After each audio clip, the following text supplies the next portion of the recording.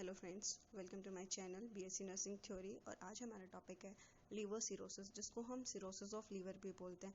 ये एक लीवर की डिजीज़ है जिसके अंदर क्या हो जाता है कि लीवर्स के जो सेल है उनके अंदर डिजनरेशन नहीं हो पाती है या फिर वो अच्छे से ग्रो नहीं कर पाते हैं। उसकी वजह से जो हमारा लीवर है उसके अंदर डिसफंक्शन होना शुरू हो जाता है। देखो डेफिनेशन मैंने दिखा रखा है। लीवर सिरोसिस एक कॉम्प्लिकेशन है लीवर डिजीज़ की, जिसके अंदर क्या है, लॉस ऑफ लीवर सेल्स का लॉस होना शुरू हो जाता है, उनके अंदर चेंजमेंट नहीं होती है और स्कार यानी कि घाव बनने शुरू हो जाते हैं लीवर सेल्स के अंदर। ये एक क्रॉनिक डिजीज़ है, लंबे टाइम तक चलने वाली डिजीज़ है, जिसको रिप्लेसमेंट किया जाता है generative change in normal sales के जनरेटिव चेंज से इसको रिप्लेस भी किया जाता है और इसके अंदर स्कार फॉर्मेशन होनी शुरू हो जाती है। और उसकी वजह से जो हमारे हेपेटोसाइट्स हैं यानी कि जो लीवर सेल्स हैं वो क्या हो जाते हैं, डिस्ट्रॉय होने शुरू हो जाता है। तो ये हमारी जो कंडीशन है लीवर सिरोसिस की होती है। अब कॉजेज़ की बात करें तो कॉजेज़ में आता है, कॉजेज़ अल्कोहल की वजह से हो सकता है, hepatitis A B C D इनकी वजह से हो जाता है, हेपेटोटॉक्सिक ड्रग की वजह से हो सकता है, CHF यानी कि क्रॉनिक हार्ट फेलियर की वजह से भी हो जाता है, बाइलेटरी ऑब्स्ट्रक्शन की वजह से हो सकता है, डायबिटीज़ हो उस पेशेंट को भी हो सकता है, ग्लाइकोजन स्टोरेज डिजीज़ हो रखी हो तब भी, इम्यूनोलॉजिकल कोज हो, कोई भी अगर इम्यूनिटी अगर किसी भी पेशेंट की कम है तो भी हो सकता है। फिर आते हैं टाइप्स में क्या है, पोस्ट नेफ्रोटिक सिरोसिस। इसके अंदर क्या होता है कि अगर हम कोई, ये मैंने गलत लिख रखा है ऊपर,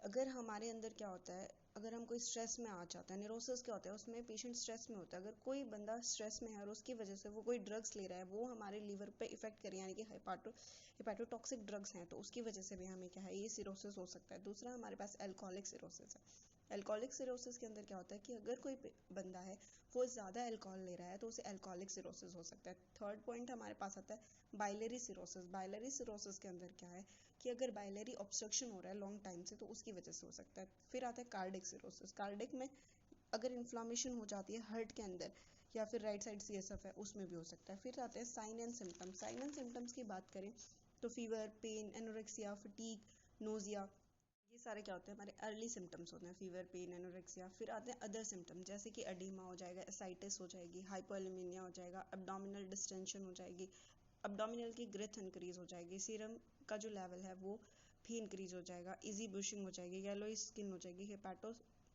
इंसेफेलोपैथी भी हो सकता है, अल्टर्ड कॉन्शियसनेस हो जाएगी, लॉस ऑफ सेंसरी फंक्शन हो सकता है, चेंज इन मूड डिसओरिएंटेशन यानी कि मूड चेंज होना शुरू हो जाएगा, डिफिकल्टी इन ब्रीथिंग में भी उसको डिफिकल्टी होगी। इफ बाइलरी ऑब्स्ट्रक्शन, अगर बाइलरी ऑब्स्ट्रक्शन हो जाता है तो सीरम के अंदर एल्बुमिन का लेवल इंक्रीज हो जाएगा और डार्क यूरिन आना शुरू हो जाएगा। फिर आती है पैथोफिजियोलॉजी। पैथोफिजियोलॉजी के अंदर क्या है कि due to any causes like alcohol abuse हो रहा है, माल न्यूट्रिशन हो रहा है, इन्फेक्शन हो रखा है, उसकी वजह से क्या होगा, हिपैटोसाइट्स का डिस्ट्रक्शन हो जाएगा, उसकी वजह से स्कार की फॉर्मेशन हो जाएगी, ऑब्स्ट्रक्शन हो जाएगा ब्लड फ्लो में, ब्लड फ्लो होना बंद हो जाएगा।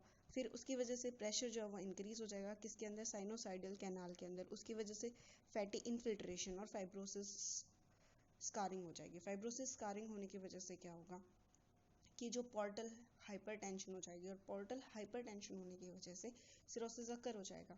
नॉर्मली अगर हम बात करें तो हमारे हेपेटोसाइट्स के अंदर डिस्ट्रक्शन हो रहा है तो उसकी वजह से स्कार फॉर्मेशन हो जाएंगे, फिर ब्लड फ्लो ऑब्स्ट्रक्ट हो जाएगा और उसकी वजह से क्या हो जाएगा, पोर्टल हाइपरटेंशन हो जाएगा। फिर आती है डायग्नोस्टिक एवेल्युएशन। उसके अंदर क्या है, हम सबसे पहले सीरम एग्जामिनेशन कराएंगे जिसके अंदर हम SGOT और SGPT का लेवल चेक करते हैं, FT कराते हैं, liver function test, aspirate amino transferase check कराएंगे, एलाइन ट्रांसफरेज चेक कराएंगे, LDH कराएंगे, UCG अल्ट्रासाउंड कराएंगे, WBC RBC की चेक करेंगे अनीमिया है या नहीं है, लीवर बायोप्सी कराएंगे, एब्डोमिनल पैरालिसिस कराएंगे।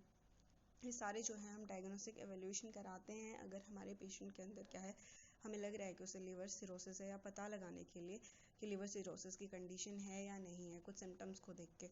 फिर आती है इसकी कॉम्प्लिकेशन में एसाइटिस हो जाता है, पेरिटोनाइटिस हो सकता है, पोर्टल हाइपरटेंशन हो जाता है। तो हम क्या मैनेजमेंट प्रोवाइड कराएंगे, मेडिकल मैनेजमेंट की बात करें तो it is based on presenting symptoms, जो उसको सिम्टम्स शो कर रहे हैं उसी के बेस पे हम देंगे। एंटासिड्स दे सकते हैं, एंटीएमेटिक्स दे सकते हैं, विटामिन और न्यूट्रिशनल सप्लीमेंट्स देंगे, बैलेंस डाइट देंगे, पोटेशियम स्पॉटिंग डायूरेटिक्स देंगे, एसाइटिस और अवॉइड कराएंगे उसको, अल्कोहल को अवॉइड कराएंगे। एंटासिड्स गैस्ट्रिक प्रॉब्लम्स के लिए देते हैं, एंटीएमेटिक्स अगर उसको वॉमिटिंग हो रही है तो देंगे, विटामिन अगर उसे वीकनेस फील हो रही है तो देंगे। डाइट तो बैलेंस रखनी है।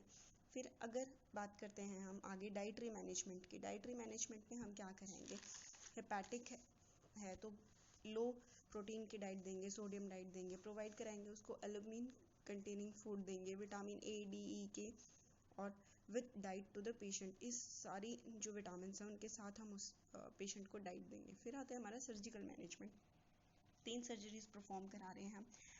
पार्टो पोर्टा कैवल स्टंट में हम इंफीरियर वेना कावा और पोर्टल वेन को स्टंट करा देते हैं। स्प्लीन रेक्टल के अंदर हम रीनल को और स्प्लीन को, और लीवर ट्रांसप्लांट में लीवर को एक्सचेंज करा देते हैं। ठीक है फ्रेंड्स, थैंक यू। लाइक कीजिए मेरी वीडियो को अगर आपको पसंद आ रही है तो प्लीज़, एंड कमेंट कीजिए, सब्सक्राइब कीजिए चैनल को। और अगर आप ऐसे ही मेरा साथ देते रहेंगे तो मैं और वीडियोस बनाऊँ।